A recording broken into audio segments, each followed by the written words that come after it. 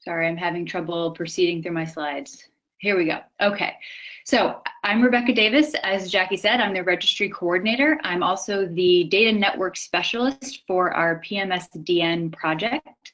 I'm a genetic counselor, but I'm also a real person. I know we don't get to have much FaceTime with you all, but I hope I'm going to get to meet many of you at the conference. I am excited to get to know you and excited to be part of this community. I really have felt very honored to be for the last 2 years. So what are we going to talk about today? We're going to talk about why the registry was started, how the data is collected and how it's used. We're going to go through some interesting data summaries of some of the actual information we've collected so far, primarily around the demographic information about the who is in the registry. And then we're going to go through what the opportunities you have as registrants or potential registrants, members, to impact research directly and what some of the limitations of our data is so far. And then we're going to wrap up by checking in on how you can tell if you're up to date in the registry or if you're in the registry, and making sure everybody's on the same page and you know where to get help if you need it. So why do we have a registry? The whole point of the Phelan-McDermid Syndrome International Registry is to facilitate research, is to move it forward from that basic those basic studies about the brain, about the heart, maybe about speech, these basic topics, and move them from the left side of this diagram to the right, and move it towards medications and therapies and treatments that can actually help people with PMS. And so we start out with these fairly basic research studies, maybe that may seem kind of too basic for a parent who's excited to get a therapy, but the idea is that this builds over time and creates a larger body of knowledge around autism, around disabilities, around communication, around early symptoms, around heart defects or seizures. And the more bodies of knowledge we have and the larger they are, the more quickly and more effectively we can come up with medications and therapies that can really make a difference in the lives of our kids. So the registry was started in 2011, and the foundation, which was started in 2002, decided that they wanted to do more than just support patients and support families and advocate for them. They wanted to help this research move forward quickly and effectively. And so I like to think of the registry as sort of like the research arm of the foundation, where you do have to sign up for them separately. If you're a member of the foundation, you have to sign up separately for the registry, and vice versa. But we work together very, very closely, and we allow the foundation to do what they do best, supporting families, and we can, in collaboration with the foundation, help move this research forward as well.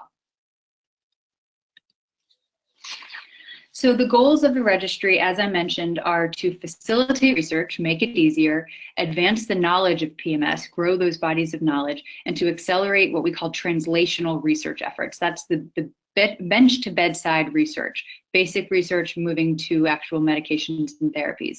And really what that means in English is that we're making it easier for the doctors and scientists to learn about PMS so that they can improve the lives of people with PMS. So here, let's get into what we're really talking about today, the data. How do we collect data? We only collect data directly from you, from parents, caregivers, and patients. We may be collecting things like medical records or genetic test reports, but we're getting them from you or helping you collect them from the hospitals and doctors' offices where your family members are taken care of. We also have a demographics form, and I know many of you may already be in the registry, but I'm going to go over all of this as if you're not, just in case.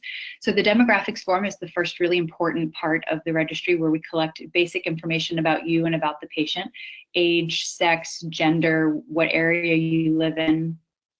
And then we collect surveys or questionnaires, and those are where we collect a lot of the clinical information about how the patient was diagnosed, how the person first showed symptoms, what kind of symptoms, what kind of tests or imaging have they had, things like that.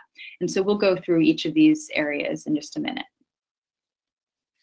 One thing I do want to mention about the demographic data that we're going to really focus on today is why it's important. And it really helps us know, first of all, who is in the registry, but also who is affected by PMS, who may be for clinical trials, and also holes or where we can improve our data over time. So this is an image of the homepage for the registry, and hopefully some of you are familiar with it, and we'll do a bit of a tour in a few minutes as well. So really quickly, let's do a poll. And I'm going to launch a poll, and you should be able to answer on your screen.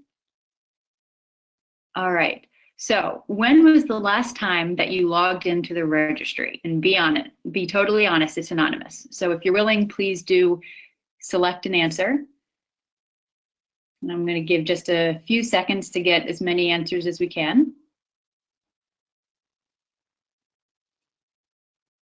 All right, I'm going to close the poll, last chance. And all right, let's see what we have. So it looks like most people have logged in within the past 6 months. That's fantastic. About 27% in the last month, 27% not sure, totally fine, and 9% not in the registry yet. Welcome to you all, and I hope to get to work with you and answer your questions. So those are really great numbers, actually. I'm really impressed, and thank you all for being so active. But that gives you an idea of the different levels of engagement and options you have for how often you can or want to participate in the registry. All right. So this is what it looks like once you've logged into the registry and you have an account here on the right. And just briefly, I want to give that quick tour. On the top right, there's an area where you can contact me. Rebecca? It's my email. Yes. Sorry to interrupt. Just can you hide the poll results so we can see your screen again? Yes. Perfect. Thank you. Sorry, it hid for me, but not for you. I apologize. Okay. So as I was saying, on the top right, email address. If you ever have any questions, it's always available to you. It's in a couple different places on the website, but there it is on the profile page. In the middle here, we have some important bullet points just about how to best utilize the registry, how to take the questionnaires, how often.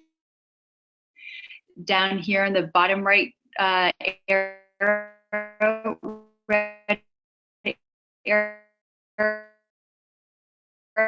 questionnaire. This is an adult list questions. What is the developmental questionnaire? You'll also notice that there are some special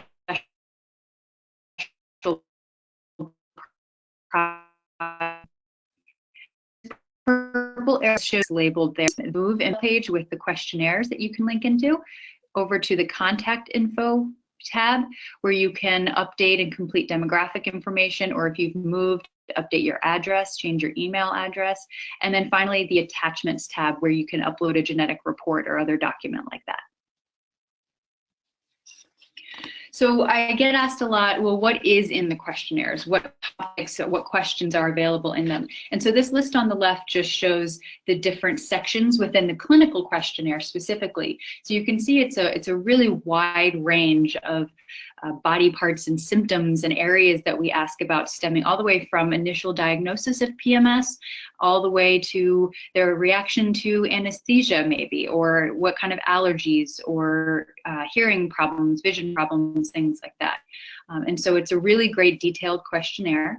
And as you can imagine, the developmental and adult questionnaires have similar lists as well. So now let's get into some of the fun stuff. I'm going to show you some of the actual demographic data we've collected over time. And so first, I'll tell you that we have 924 patients. I'm really excited to hit that 1,000 number sometime soon, and we will let you know when it happens. About 47% of our patients are male, 41% are female, and you'll notice that 12% here are listed as unknown. That doesn't mean, or that means that the registrant did not indicate what sex the patient was. So this just illustrates that it's very important to make sure you complete that demographic information, and let's get this number down as much as we can. But it just shows how one of the ways we can always be improving our data, and that's really a very simple thing to fix. Our patients and registrants represent 49 states plus the District of Columbia, and represent 47 different countries around the world, which I think is really pretty incredible. This just shows some of the countries that we represent, everything from the United States, obviously the largest percentage right now, the 53% of our patients are living in the United States, through the United Kingdom, Australia, the Netherlands, Brazil, New Zealand, Ireland, a huge, wonderful variety of patients. And so this, again, shows the importance of the demographic data, that we know where our patients and our families are, and so we know how to steer them in the right direction. I will say, as I move on to the next slide to show the rest of the countries represented, that we have 106 people in the registry at the moment who have not indicated what country they are. So another area where we can work to get that number up, important to fill out that information. So here's a map that just gives you an idea of the where our patients and registrations are in North America. So we know from this that that the majority of our patients are in the eastern half of the United States, although we have pretty good representation all over the United States, into Canada, Mexico, and I know Puerto Rico's covered, 2 people down there as well.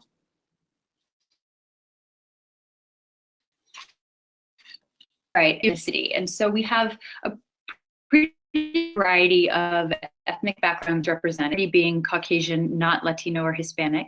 16% identify as Caucasian, Latino, or Hispanic, with only about 2% identifying as Asian, 2% Black, African American, 1% identifying as African American, 1% Native American. And so, and if you want to question of this, is this surprising? Is it what you expected in terms of the ethnic and racial breakdown of our registry? What do you think about it in general?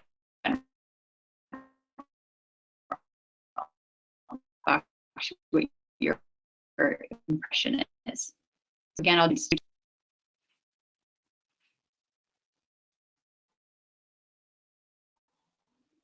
okay, it might take another minute, or maybe we're being shy today. I think finishing, it's a really great start, and that certainly we can continue to do outreach to a variety of communities all over the country and really all over the world, to make sure that we have great representation of different people and backgrounds in our registry, not only to be as inclusive as possible, but also, of course, to make our research stemming from the data we have as strong as possible. All right, so here's the age breakdown of some of the people in the registry. Again, a good wide variety, but we do know that the majority of the patients we have collected data on in the registry are children. And so we know that, this is not surprising, actually, because the majority of people who are diagnosed with PMS are children. And there's a variety of reasons for that I can put my genetic counselor hat on and go on for a long time about why that is. And I'm happy to have that conversation another time with anyone who's interested. But the majority of the largest chunk of our patients are between 6 and 10 years old at about 34%. And I think it's about 70% of our patients are age 11 or younger. But we do have about 9% or 76 patients who are between 20 and 29 years old. And then, of course, all of these numbers are going to shift a lot over time. Additional families will join the registry, more people will be diagnosed, our kids will get older, and so this will redistribute over time as well.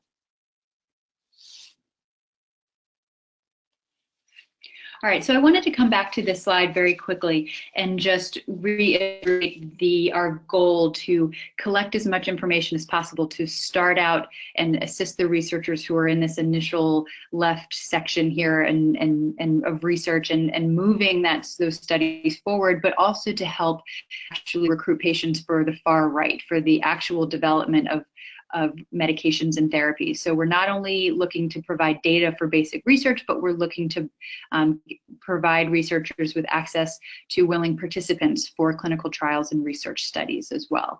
And so let's talk about the ways in which your data can actually directly help researchers, how you can impact the research.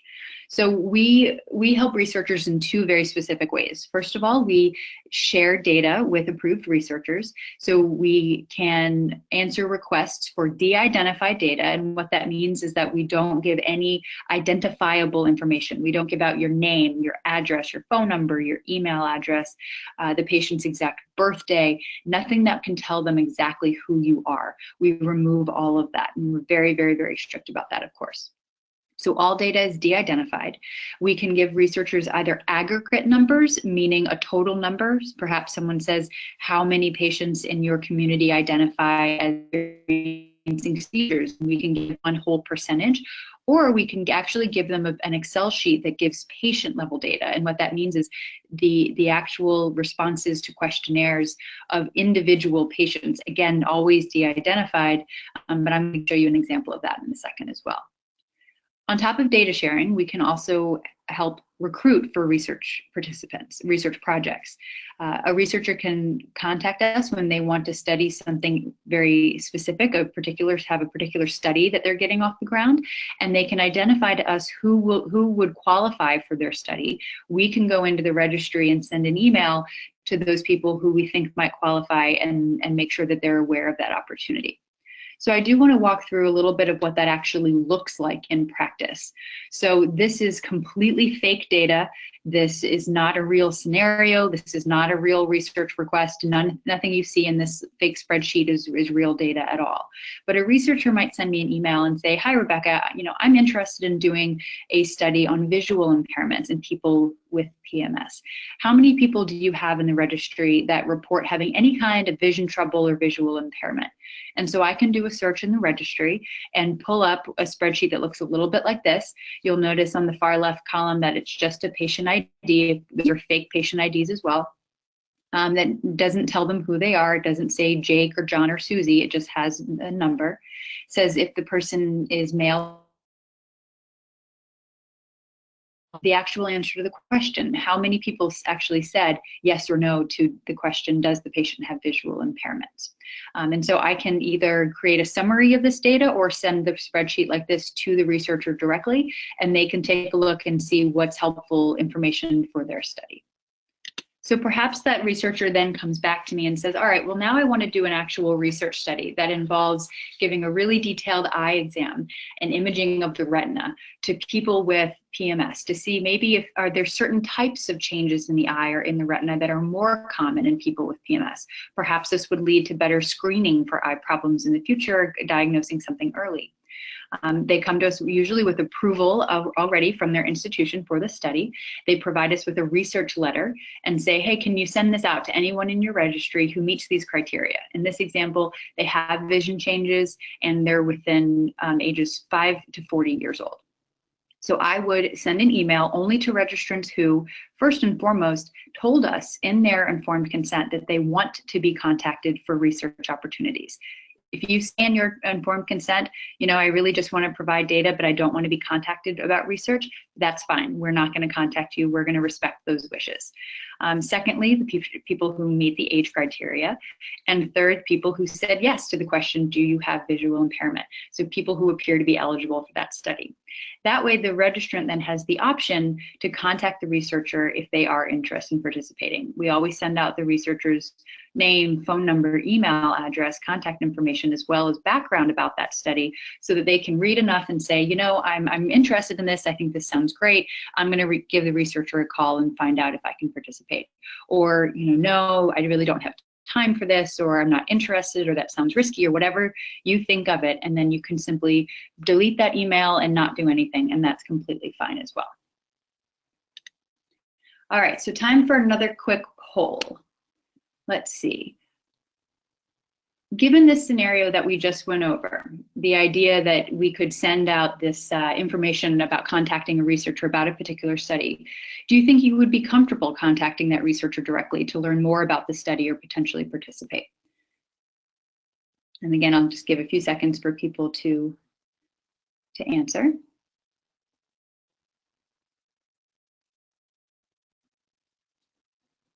All right, I'm going to close it in just a second. Wow, we're getting really high participation. Thank you all, 92% of people. That's fantastic. All right, now let's share the results. So it looks like the majority of people would be very comfortable. 25% of people would be very comfortable and 8% would be neutral. That's great. And honestly, there's no wrong answer here. And I would absolutely encourage anyone who had any level of uncomfortableness about contacting a researcher or really any part of participation in the registry to feel, if they're comfortable, of course, feel free to reach out to me and say, hey, I would like some more information about this, or I'm not sure how this works, or what the risks would be or the benefits would be. I'm always happy to talk to you about that, and certainly, our job is to respect your wishes no matter what.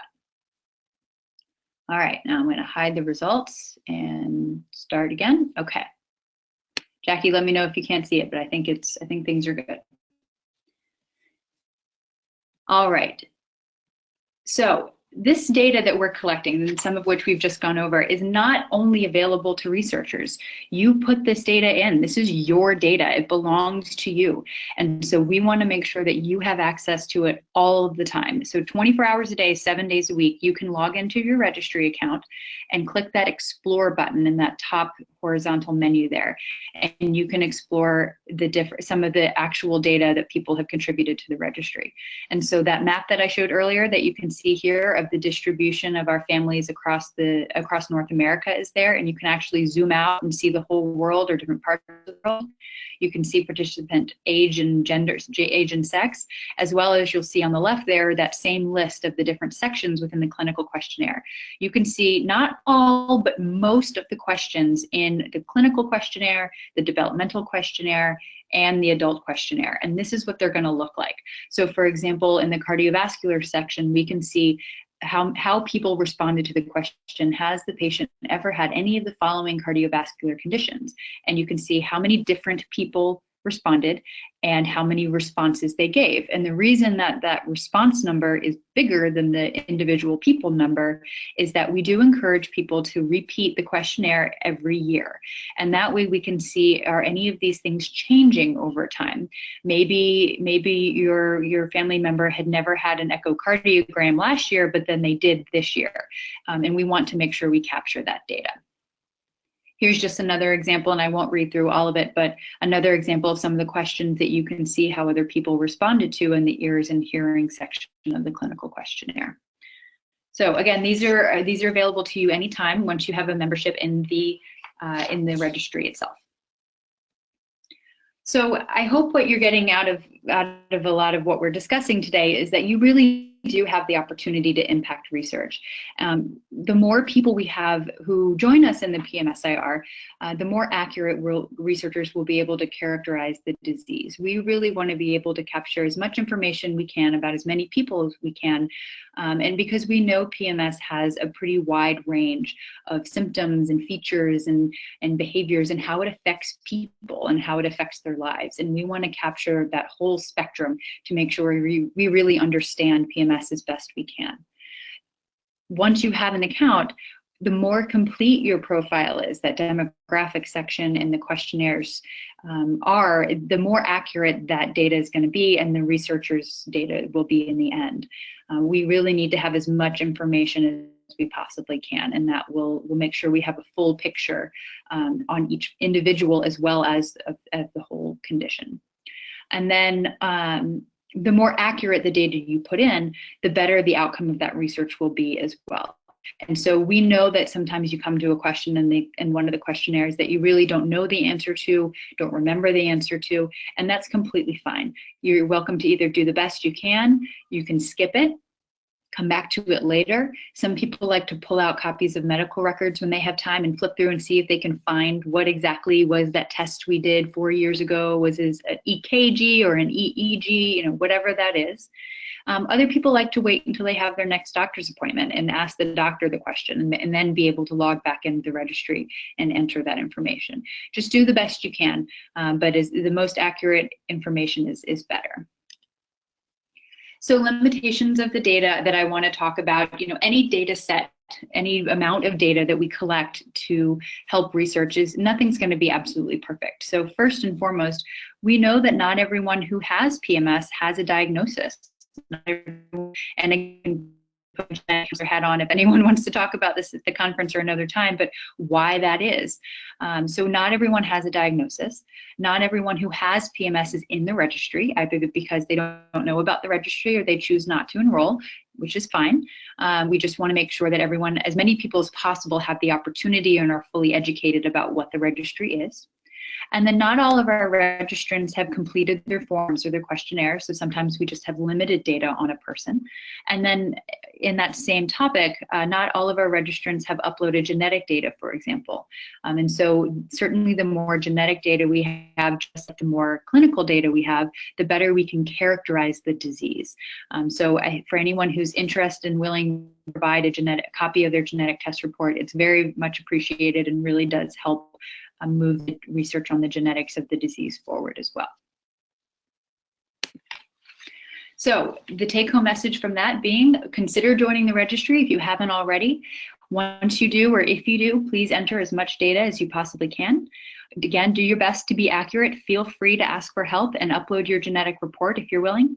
And always feel free to contact me if you have any questions at all. I'm around almost all the time, and I'm happy to answer, and we'll certainly work to find you the answer if I can't.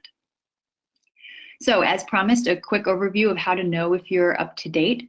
So on the top right of the homepage is where you can log in to your account. If you don't remember either your username or password, you can click that forgot login link, and that will help you find it or reset it. If that's not working for you, feel free to email me. Again, email address is right there on the homepage.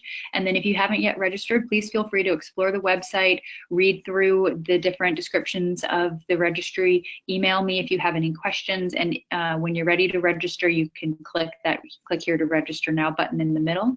And also, as I mentioned before, I know there's sometimes some confusion over, well, I think I either signed up for the registry or the foundation or maybe both, but I'm not sure. Just shoot me an email and I'm happy to look into it for you, and we can get it sorted pretty easily. One last poll for today, and let's see. Okay. Many of you may have heard us talking about consent preferences. Have you updated your consent preferences? For those of you who are already members of the registry, how confident are you that, or do you feel confident that you have in fact updated those consent preferences? Yes, no, or maybe you're not sure what I'm talking about, or you're not sure anyway.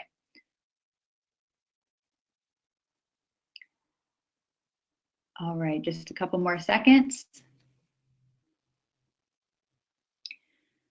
All right, so I'm going to close the poll and share the results. And it looks like about almost 3/4 of people are confident that they have updated their consent preferences, and about 27% have said no. That's totally fine. It's actually really good and easy to find out if you have. All you need to do is log in to the registry, and if you have updated your preferences, if you're all set and updated, you'll be able to go right to your questionnaires or to your demographic information and proceed as usual. If you have not yet updated them, it's actually going to direct you to do so immediately, and you actually won't be able to access your questionnaires or anything until you've updated those consent preferences. And the reason is that it's really taking that informed consent questionnaire over again. It's only 8 questions, but we really need to know what you want, how you want us to manage and handle your data, how to share it or not to share it, or when and for what reasons we can contact you. We want to make sure that we're respecting your wishes, and so we have to make sure that we update that information every now and then as things change. All right, and I think that's all I have for right now. I'm happy to take any questions you may have. Thank you all so much for joining us today, and again, I'm looking forward to working with many of you. Thank you, Rebecca. That was excellent. We have some really great questions that have come through. And again, if people have not asked questions, it is not too late to do so.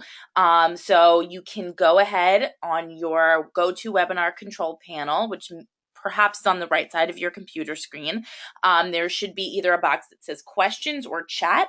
So feel free to type in a question if you have one. So, Rebecca, if it's okay with you, I'm going to start from the top.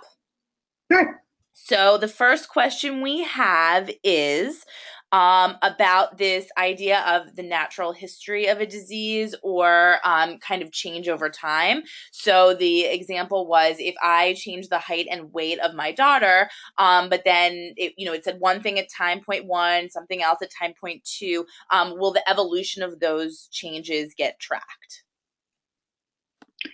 So that's a really good question. And so we are not going to make one of those growth charts ourselves, like the registry staff. That's not going to be available in your profile, and I'm not going to build that in there, but the information absolutely will be captured.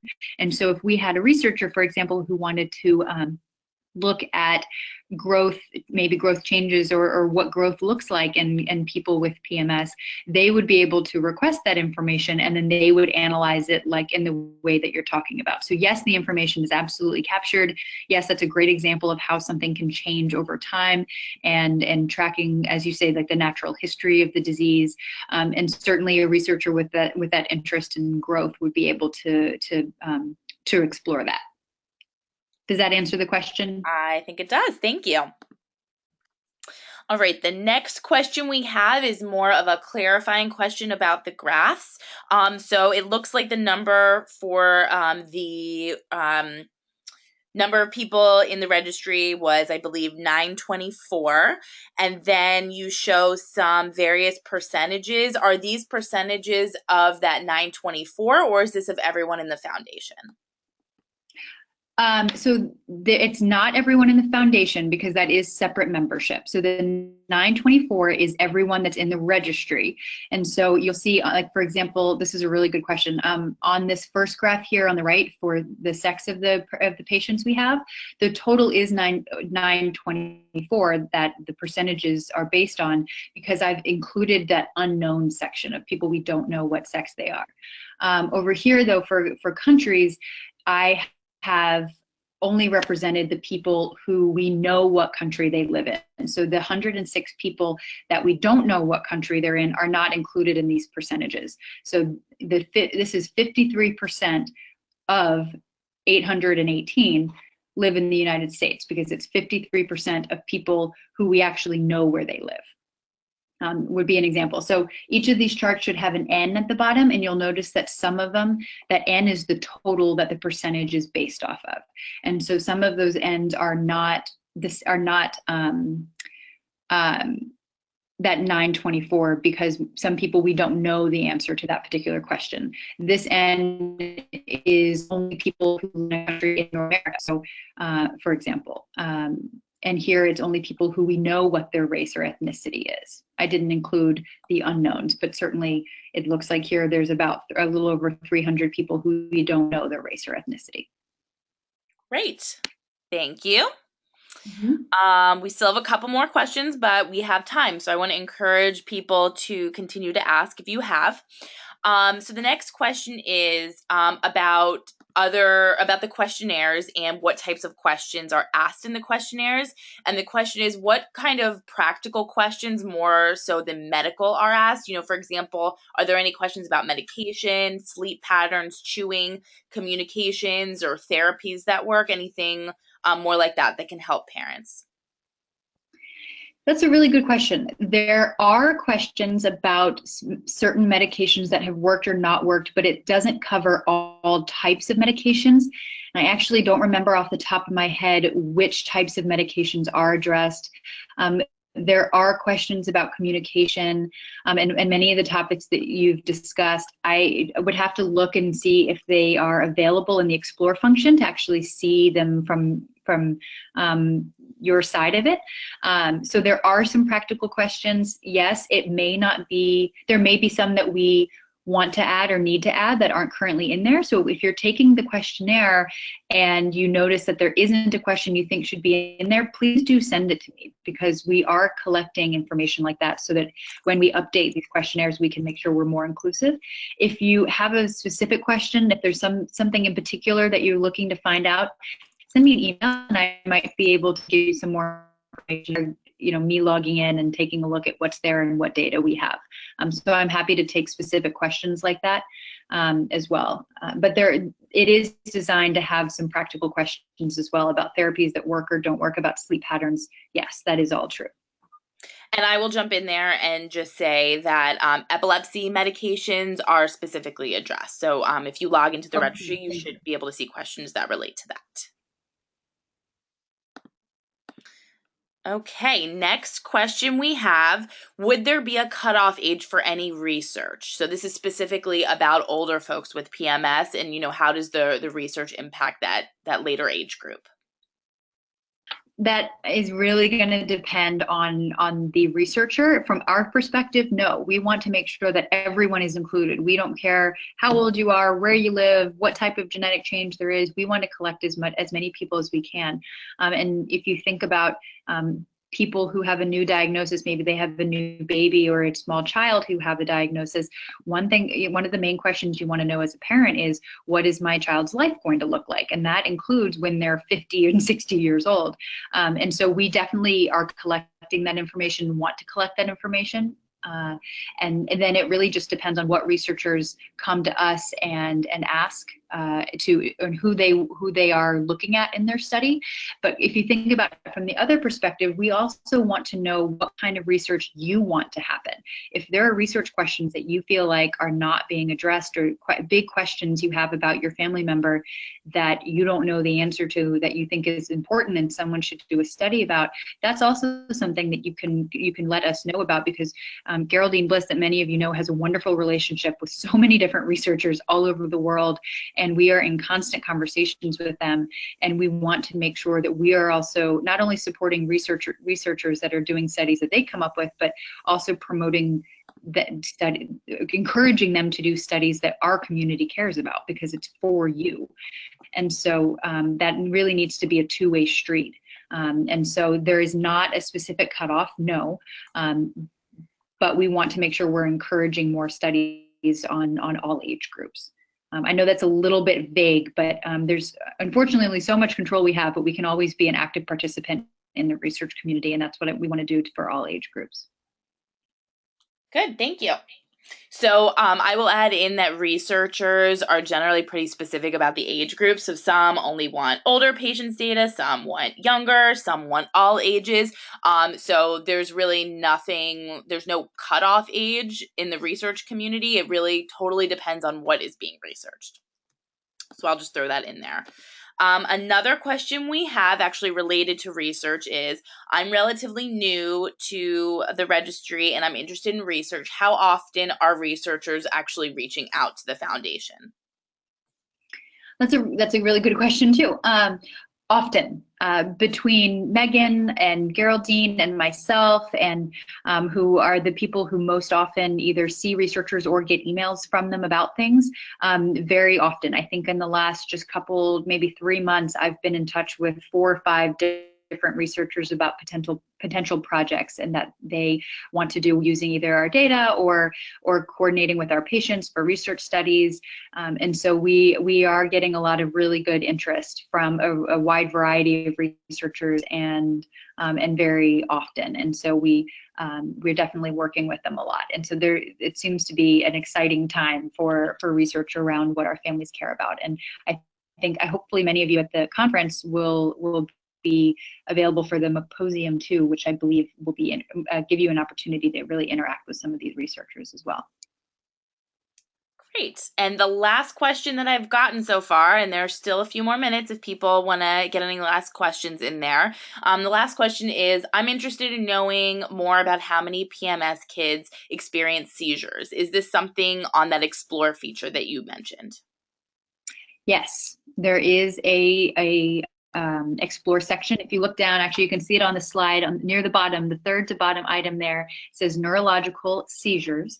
And there are questions there about what type of seizure someone experiences and at what age they experience their first symptom, their first seizure if they answered yes.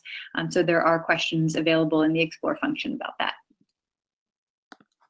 Good, thank you.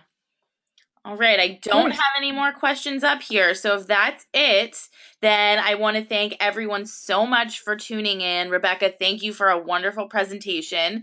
If you decide later in the day or next week you have questions, you can absolutely reach out to us. Rebecca, would you mind showing your final slide that has your email address and any contact information? Perfect. So you can reach out to either Rebecca or myself with any questions.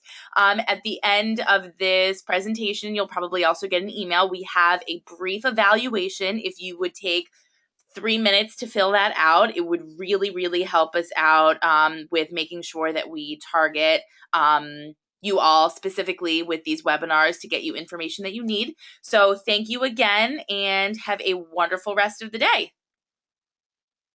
Thank you all.